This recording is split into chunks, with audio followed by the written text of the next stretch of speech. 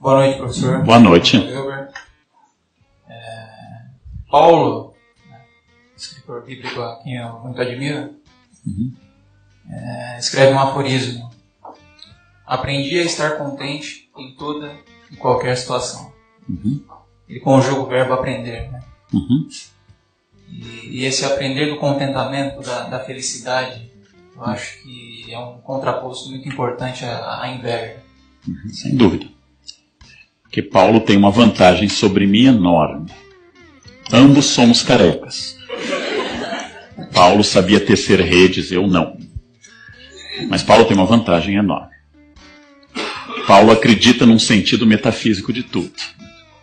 Atemporal, anterior a tudo, e que estabelece que cada coisa que acontece, seu naufrágio, sua ida para Malta, sua chegada a Roma, sua queda a caminho de Damasco, tudo tinha um plano obscuro por um certo caráter meio Parkinson de Deus, que escreve certo por linhas tortas.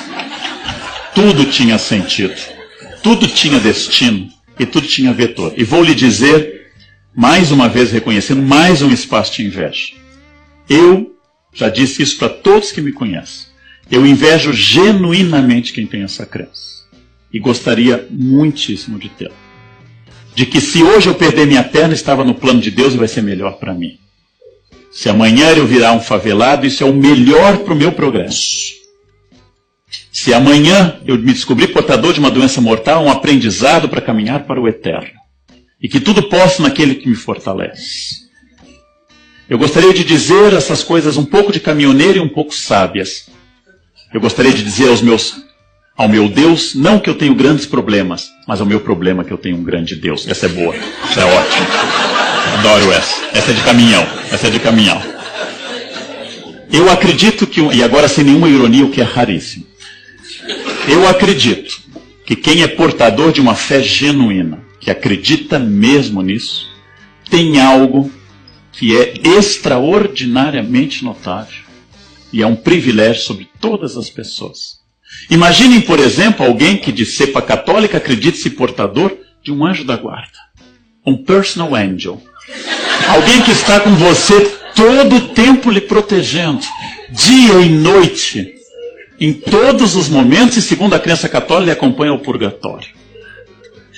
Imaginem alguém que lê o texto Pegadas na Areia e acredita que nos momentos mais graves foi carregado no colo.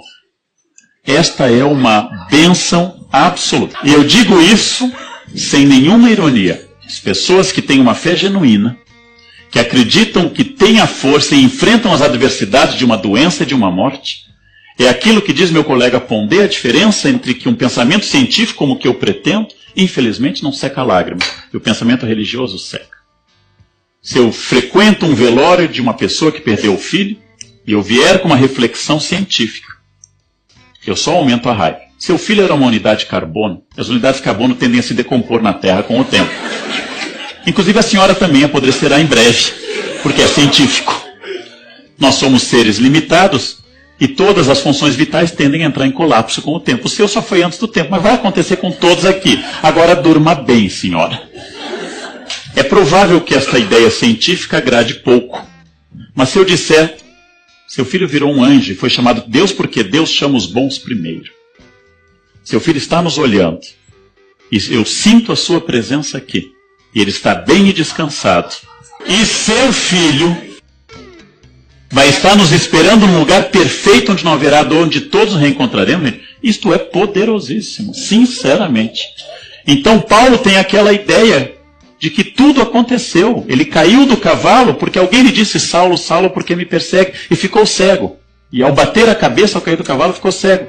E eu, que não tenho essa fé, acredito que ele teve um entumecimento fruto da hemorragia que atingiu o nervo óptico. E quando esse derrame provocou pressão sobre o nervo óptico, ele ficou cego. E quando ele diminuiu essa hemorragia, ele recuperou a visão.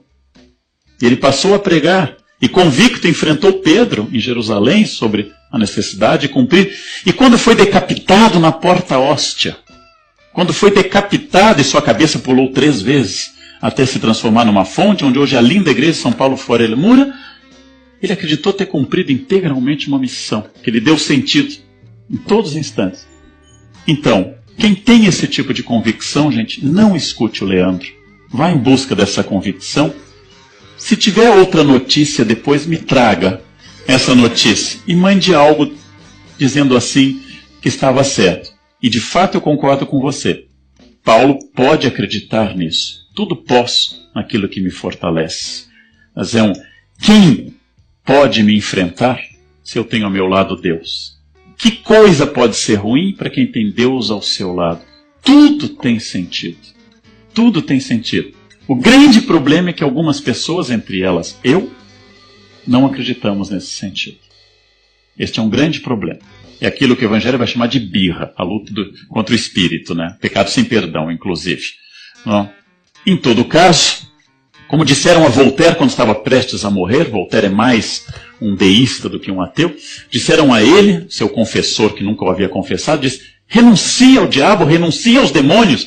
E diz: estou para morrer, não é hora de fazer inimigos. Não? Então, essa é uma ideia que talvez eu mantenha um tempo mais.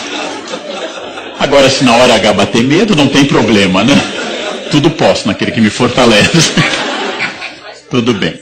É demoníaco pensar isso. Então, outra questão, mantenha a sua fé. Mantenha a sua fé. Não ouça esse tipo de gente cínica como eu. Mantenha a sua fé. Força. Jesus loves you.